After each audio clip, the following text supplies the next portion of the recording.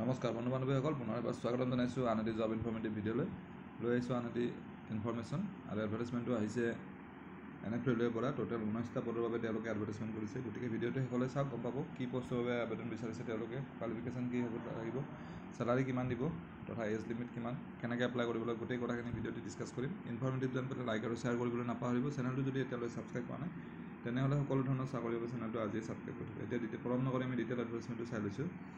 এইখন অফিচিয়েল এডভাৰটাইজমেণ্টখন আৰু এইখন আহিছে NF ৰেলৱেৰ আলিপুৰ ডিভিজনৰ পৰা।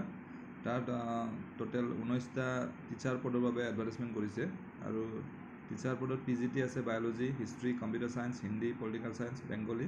তাৰপিছত TGT আছে Hindi, English, Sanskrit, computer science, pure science, social science, sociology, English আদি। আৰু PRT আছে ইংলিছ মিডিয়ামৰ কাৰণে। টোটেল 19টা পদ আছে আৰু ইয়াৰ ডেট যিটো ৱাকিং ইণ্টাৰভিউ হ'ব অহা 7 জুনত হ'ব আৰু যিটো ভেন্যু হ'ব এইটো ৰেলৱে হাইটছ স্কুল আৰু railway higher secondary school Alipurduar জাংচনত যিটো আছে তাত হ'ব।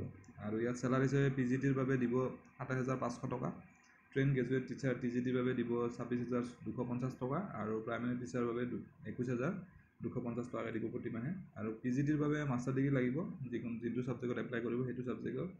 আৰু PGT কম্পিউটাৰ ছায়েন্সৰ বাবে BE BTech কৰাসকলেও বা MCA কৰা বা MSc IT কৰাসকলে এপ্লাই কৰিব পাৰিব বা B লেভেল DOEC যোনে এপ্লাই কৰিছে সিও পাৰিব। TGTৰ বাবে গ্ৰেজুৱেশ্যন লাগিব, লগতে BEd লাগিব।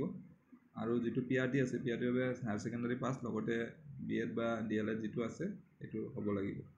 যিসকল ইণ্টাৰেষ্টেড কেণ্ডিডেট আছে তেওঁলোকে এই এডভাৰটাইজমেণ্টখন ডাউনলোড কৰি ল'ব পাৰিব। মই ডেছক্ৰিপশ্যনত দি দিম তথা NF ৰেলৱেৰ ৱেবছাইটতো পাব। আৰু তাত এখন ফৰ্ম দিয়া আছে, ফৰ্মখন মই দেখাইছোঁ আপোনালোকক। এইখন ফৰ্ম ফিল আপ কৰি লৈ যাব লাগিব এডভাৰটাইজমেণ্টৰ দিনা, যিদিনাখন ইণ্টাৰভিউ হ'ব, আৰু লগত ডকুমেণ্টছখিনি লৈ যাব লাগিব। গতিকে আশা কৰিছোঁ ভিডিঅ'টো যাতে আপোনালোকৰ মাজৰ এজন হ'লেও কেণ্ডিডেট উপকৃত হ'ব। পুনৰ এটা নতুন ভিডিঅ'ত লগ পাম। ধন্যবাদ।